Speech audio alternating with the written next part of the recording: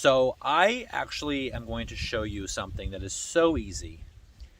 You never have to buy basil again. Basil is one of the easiest herbs or even plants really to propagate. They're the easiest and the quickest. So I'm sitting right here across from my tomato bed with this whole row of basil all the way down. But all of this basil and the ones I've got over on the other side, they all came from the same 6-pack.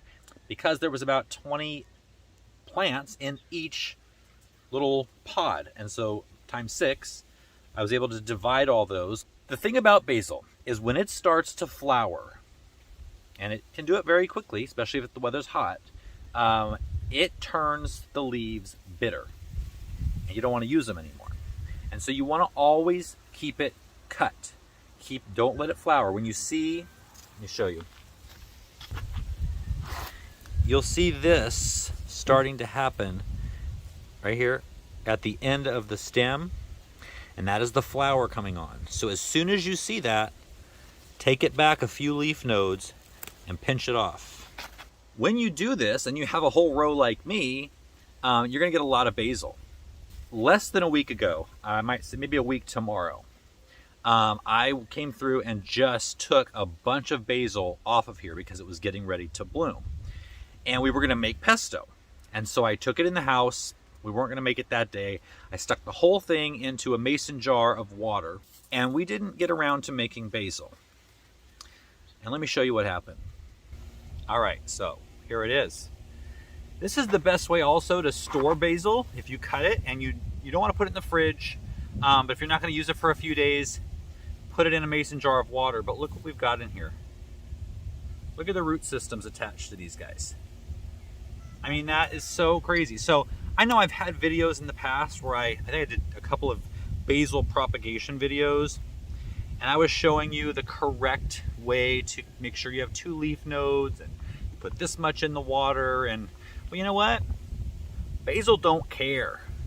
They will do it. However, there's a lot more leaves on here than I would ever leave on cuttings that I was actually gonna take from cuttings, right?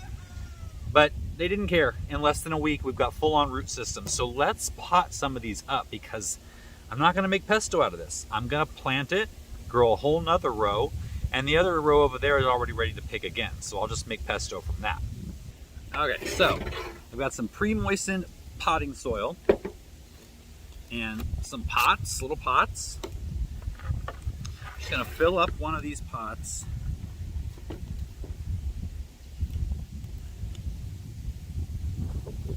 Take these out of the jar, just kind of sort them out on the table a little bit. And the thing with these is they're going to be a little tall and spindly for these little root systems to support. So what we're going to do is we are going to take this top piece out. We're going to leave a couple of leaves here. Right above this leaf node where the new ones are coming out, you can use scissors, but that is more of a realistic size for this root system at its current size to support.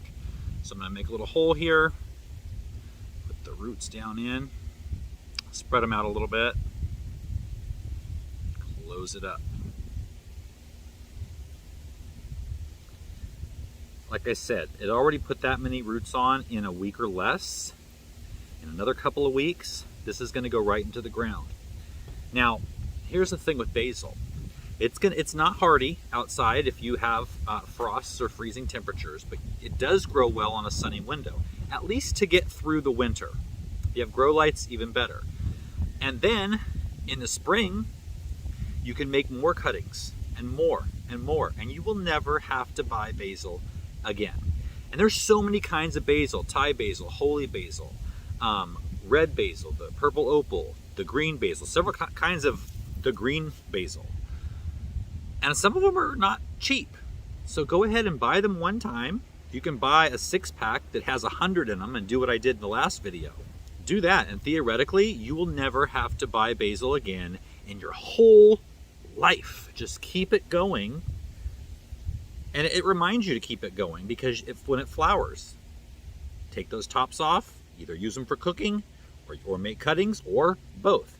I mean, I just pulled this top off of this rooted one. I can still use this for cooking, right? If you learned something, give the video a thumbs up, subscribe if you haven't, and I'll see you next time.